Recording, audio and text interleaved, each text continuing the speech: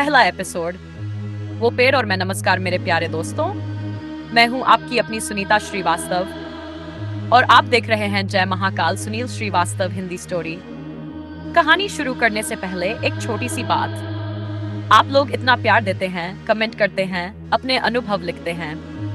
सच कहूं तो दिल से हिम्मत मिलती है। अगर अभी तक आपने चैनल सब्सक्राइब नहीं किया है तो कर लीजिए और घंटी वाला बटन भी दबा दीजिए, क्योंकि जो मैं आज सुनाने जा रही हूँ वो सिर्फ कहानी नहीं, मेरी जिंदगी की सच्ची रात है। मैं कानपुर की रहने वाली हूँ और मुझे रात में सफर करना बिल्कुल पसंद नहीं। बचपन से ही अंधेरे से थोड़ा डर लगता था, लेकिन उस दिन मजबूरी थी। उस रात करीब 10:30 बजे मैं और मेरे पति शहर से गांव लौट रहे थे। सड़क बिल्कुल सुनसान थी, चारों तरफ खेत, हल्की हल्की धुंध और बस हमारे ऑटो की पीली हेडलाइट आगे की सड़क को काटती हुई जा रही थी। मैंने धीरे से कहा, इतनी रात को इस रास्ते से नहीं आना चाहिए था, ये सड़क मुझे ठीक नहीं लग रही। उन्होंने मुस्कुरा कर कहा, अरे सुनीता, तुम भी ना हर पेड़ में भूत देख लेती हो। मैं चुप हो गई, लेकिन दिल धड़क रहा था। कुछ दूर आगे एक पुराना पीपल का पेड़ था। उस पेड़ के बारे में गांव में बातें सुनी थी कि वहां पहले एक औरत ने अपनी जान दे दी थी। लोग कहते थे रात में वहां मत रुकना। जैसे ही हमारा ऑटो उस पेड़ के पास पहुंचा, हवा अचानक ठंडी हो गई। मुझे लगा जैसे किसी ने मेरे कान के पास फुसफुसाया, रुको। मैंने घबराकर चारों तरफ देखा। मेरे पति ने पूछा, क्या हुआ? मैंने कहा, तुमने कुछ सुना? उन्होंने सिर हिलाया, नहीं। और तभी मेरी नजर ऊपर गई। पेड़ की मोटी डाल से एक औरत उल्टी लटकी हुई थी। उसके बाल नीचे लटक रहे थे, आंखें लाल, चेहरा नीला सा, और वो सीधा मेरी तरफ देख रही थी। मेरे हाथ पैर सुन्न हो गए, मैं बोल भी नहीं पा रही थी।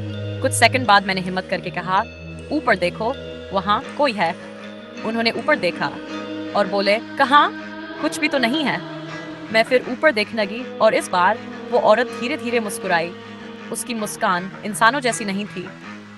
तभी ऑटो की हेडलाइट अपने आप छपकने लगी। मैंने आंखें बंद कर ली और मन ही मन महाकाल का नाम लेने लगी। दोस्तों, यहीं से वो रात शुरू हुई जिसने मेरी जिंदगी बदल दी। आगे क्या हुआ? मैंने ऊपर देखा, वो औरत उल्टी लटकी मुस्कुरा रही थी। मेरे पति को कुछ नहीं दिख रहा था। अचानक वो धीरे धीरे हिलने लगी, जैसे कोई झूला झूल रहा हो। मैंने कांपती आवाज में कहा, यहाँ से जल्दी चलो। लेकिन तभी एक जोर की आवाज आई, ठक, जैसे कोई भारी चीज जमीन पर गिरी हो। ऑटो अपने आप बंद हो गया। हेडलाइट बुझ गई, सड़क पर अंधेरा, सिर्फ चांद की हल्की रोशनी। और सामने वो औरत अब पेड़ पर नहीं थी। वो हमारे ऑटो के सामने खड़ी थी। उसके पैर उल्टे थे, एड़ियां आगे, पंजे पीछे, उसके बाल चेहरे पर लटक रहे थे।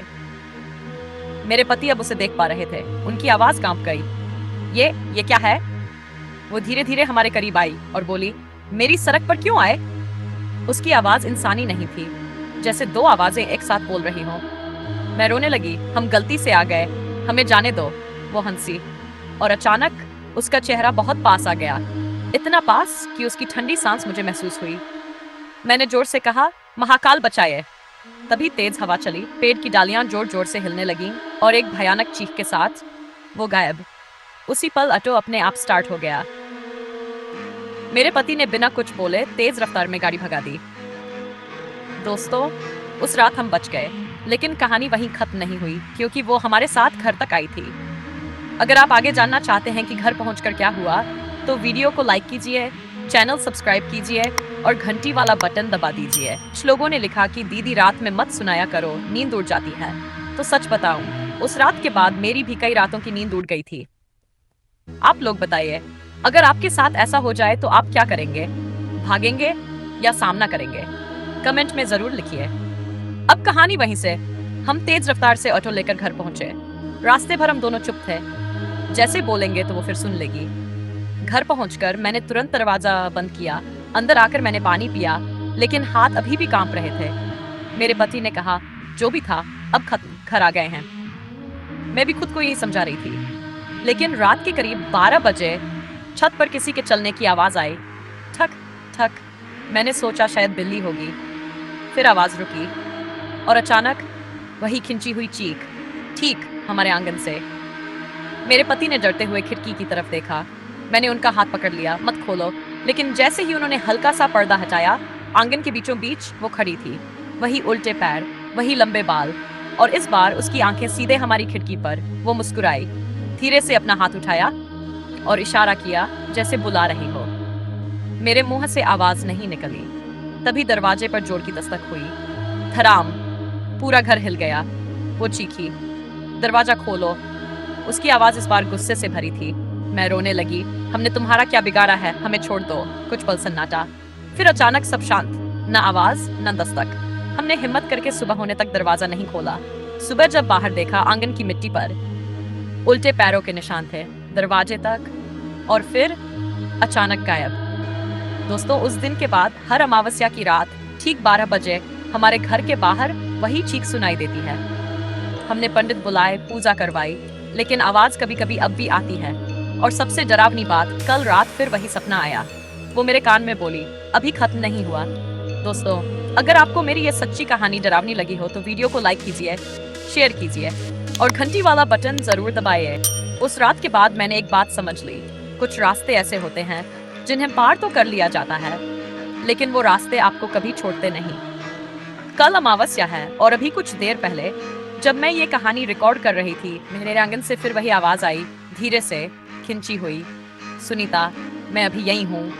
मैंने खिड़की की तरफ देखा, पर इस बार वो पेड़ पर नहीं थी। वो मेरी खिड़की के ठीक बाहर खड़ी थी, उसकी लाल आंखें सीधे कैमरे की तरफ, और उसने मुस्कुराकर कहा, अगली कहानी मेरी होगी और अगली चीख तुम्हारी। दोस्तों, अगर आज रात के घर के बाहर भी कोई उल्टे पैरों के निशान दिखे तो दरवाजा मत खोलना, क्योंकि वो सिर्फ मेरे पीछे नहीं है, वो सुनने वालों तक भी पहुंच जाती है। मैं हूं सुनीता श्रीवास्तव। फिर मिलूंगी, अगर मिल पाई तो। जय महाकाल। समाप्त।